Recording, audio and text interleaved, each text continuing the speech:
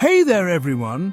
Today I'm diving into the epic journey of China from its ancient dynasties to becoming a modern superpower.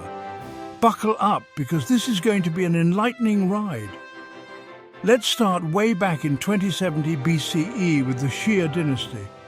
Although some debate its existence, it's often regarded as the first Chinese dynasty.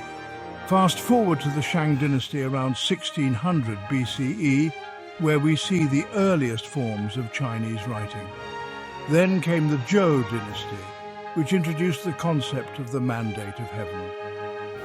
This was huge because it justified the rule of the king and laid the foundation for the dynastic cycle. The Warring States period followed, leading to chaos until Qin Shi united China in 221 BCE, founding the Qin Dynasty. He might be famous for the terracotta army, but he also centralized the state, standardized weights and measures, and constructed the first version of the Great Wall. Next, the Han Dynasty took over in 206 BCE. This era saw the Silk Road flourish, linking China to the West and enabling trade and cultural exchange. Confucianism also became the state philosophy, deeply influencing Chinese society and government. After a few centuries of disunity, the Sui dynasty briefly reunified China in 581 CE, paving the way for the Tang dynasty. The Tang period is often considered a golden age of culture, arts and foreign trade. The Song dynasty followed, making significant strides in technology and economic progress. They were the first to issue paper money and saw the invention of gunpowder and the compass. The Yuan dynasty, established by the Mongols in 1271, expanded China's borders but eventually gave way to the Ming dynasty in 1368. The Ming era is celebrated for its maritime expeditions, notably those of Zheng He, and for strengthening the Great Wall.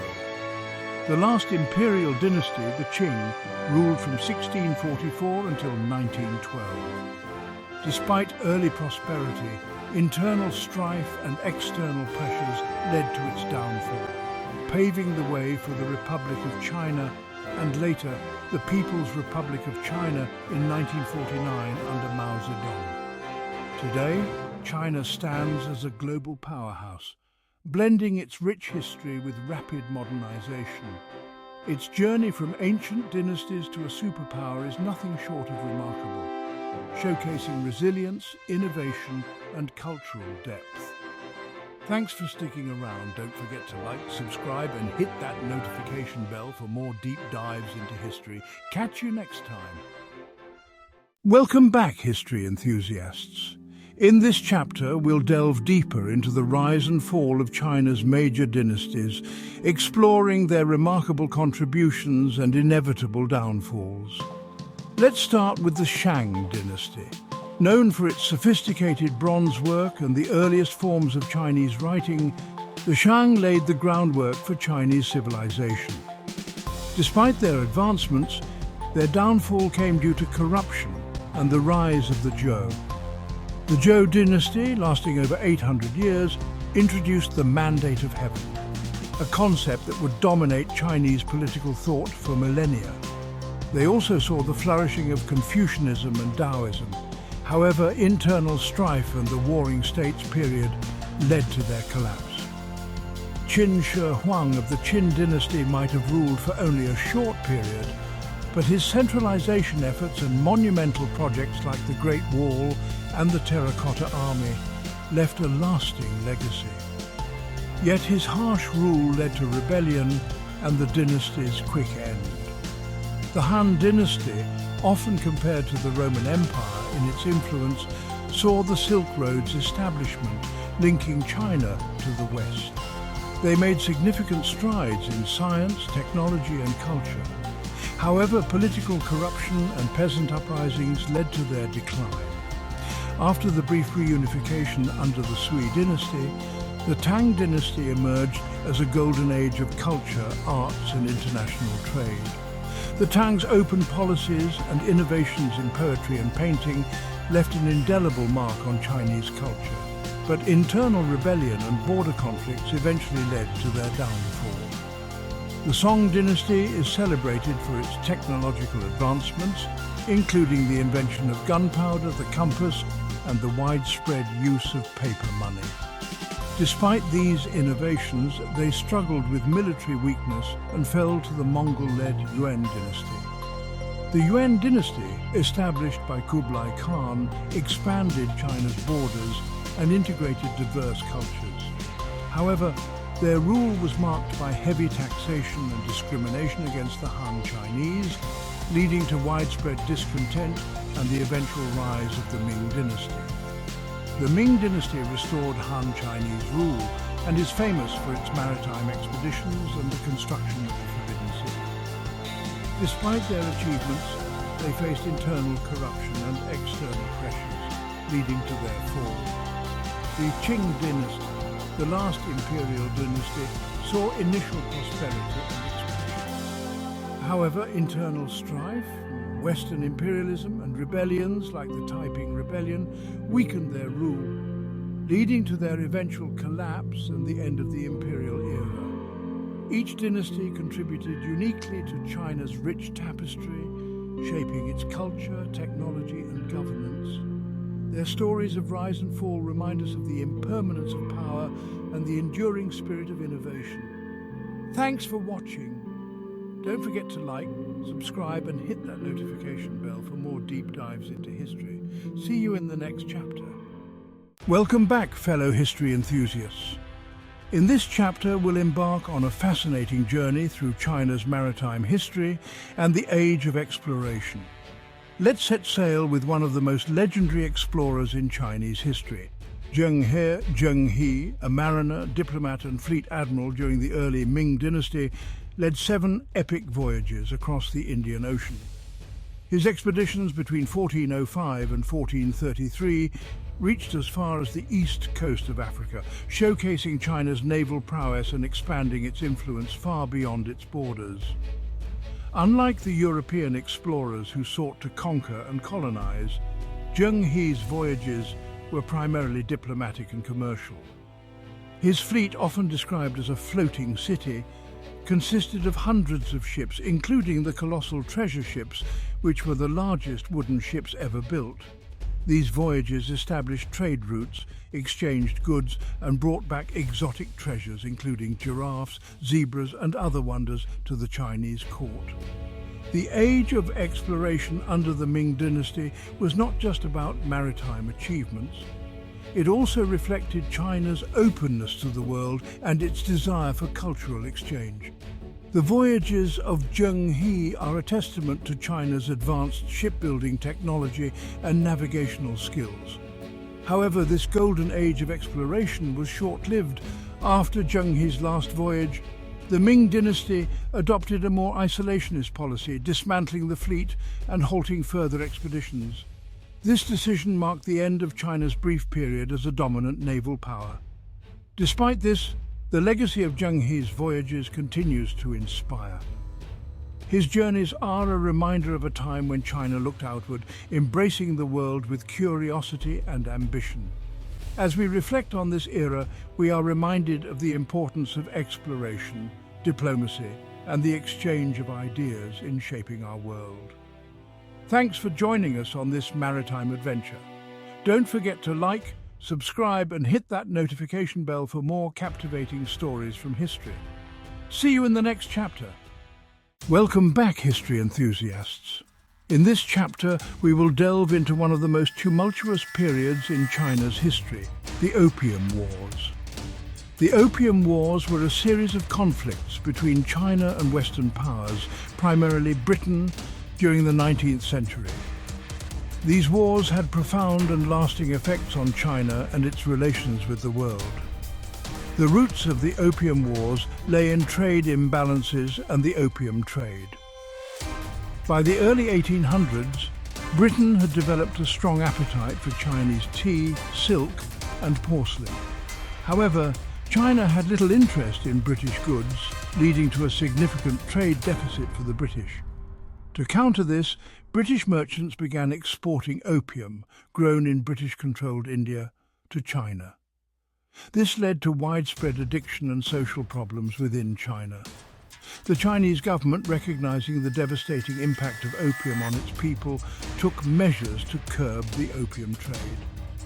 In 1839, Chinese officials, led by Commissioner Lin Zexu, confiscated and destroyed large quantities of opium in Canton, modern-day Guangzhou. This act of defiance angered the British, who saw it as an attack on their economic interests and a violation of free trade principles. The First Opium War, 1839 to 1842, ensued, with Britain deploying its superior naval and military power against China. The war ended with the Treaty of Nanking in 1842, which imposed harsh terms on China, including the cession of Hong Kong to Britain, opening of several ports to British trade, and significant indemnities. This treaty marked the beginning of what is often referred to as the Century of Humiliation for China. The Second Opium War, 1856 to 1860, also known as the Arrow War, saw further aggression from Britain, this time joined by France.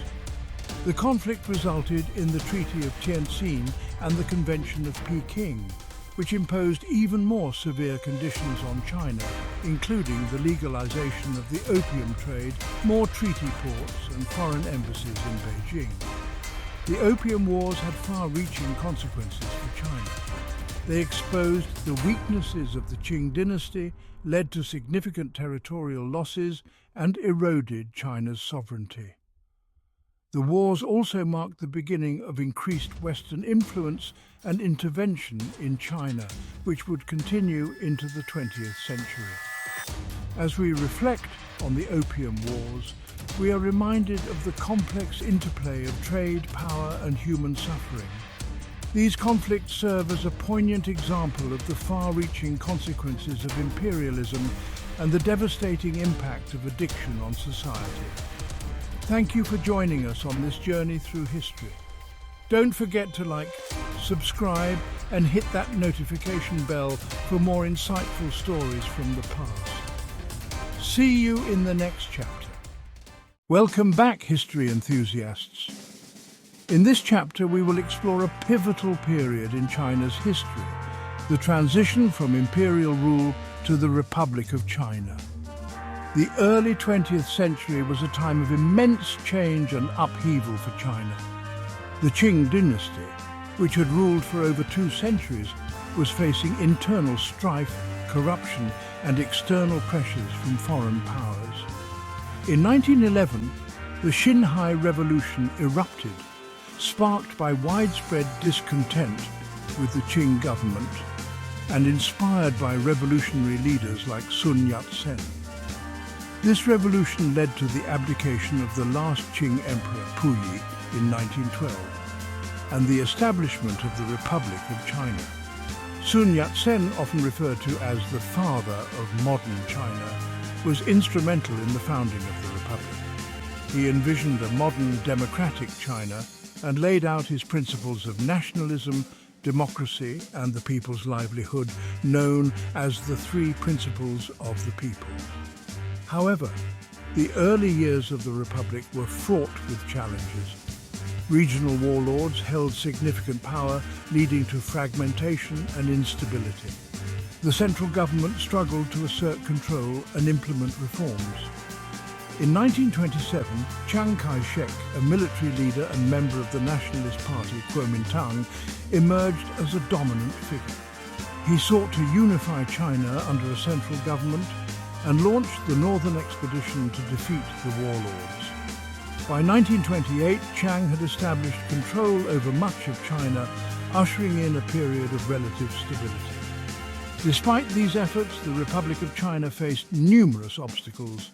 The Japanese invasion in the 1930s and the subsequent Second Sino-Japanese War placed immense strain on the nation. Additionally, the growing influence of the Communist Party, led by Mao Zedong, led to a protracted civil war that would ultimately reshape China's future. The Republic of China era was marked by both progress and turmoil.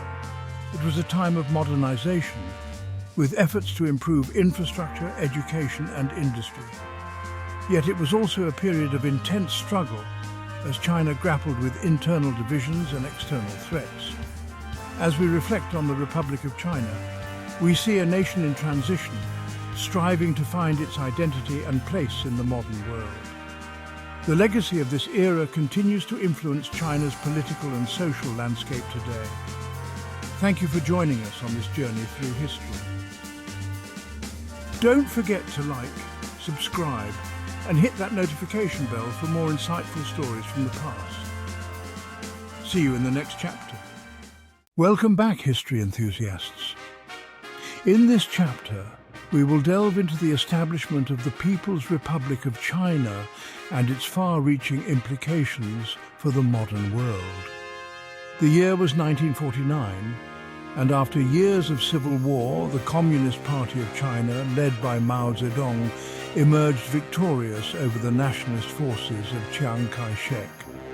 On October 1st, 1949, Mao proclaimed the founding of the People's Republic of China from Tiananmen Square, marking a new era in Chinese history. The early years of the People's Republic were focused on consolidating power and rebuilding a war-torn nation. Mao implemented sweeping land reforms, redistributing land to peasants and dismantling the feudal system. These moves aimed to secure the support of the rural population, which formed the backbone of the Communist Party's power base. However, the journey was not without its challenges. The Great Leap Forward, launched in 1958, aimed to rapidly transform China from an agrarian society into an industrialized socialist state. This ambitious campaign led to widespread famine and suffering, with millions losing their lives. Despite its devastating consequences, the Great Leap Forward was a significant moment in China's path towards modernization. In the 1960s, the Cultural Revolution brought further turmoil. Mao sought to reassert his control and purge capitalist and traditional elements from Chinese society. The Cultural Revolution led to widespread persecution, destruction of cultural heritage, and social upheaval. It was a period marked by intense ideological fervor and conflict. Following Mao's death in 1976, Deng Xiaoping emerged as a key leader, steering China towards economic reform and opening up to the global market. Deng's policies of reform and opening up transformed China into one of the world's fastest-growing economies. The shift from a centrally planned economy to a more market-oriented one brought unprecedented growth and lifted millions out of poverty. Today, the People's Republic of China stands as a global superpower, with significant influence in international politics, economics, and technology. The nation's rapid development has reshaped the global landscape, but it also faces challenges such as environmental issues, human rights concerns, and geopolitical tensions. As we analyze the establishment and evolution of the People's Republic of China, we see a nation that has undergone profound transformation. From its revolutionary beginnings to its current status as a global powerhouse, China's journey is a testament to resilience, adaptation, and ambition. Thank you for joining us on this journey through history.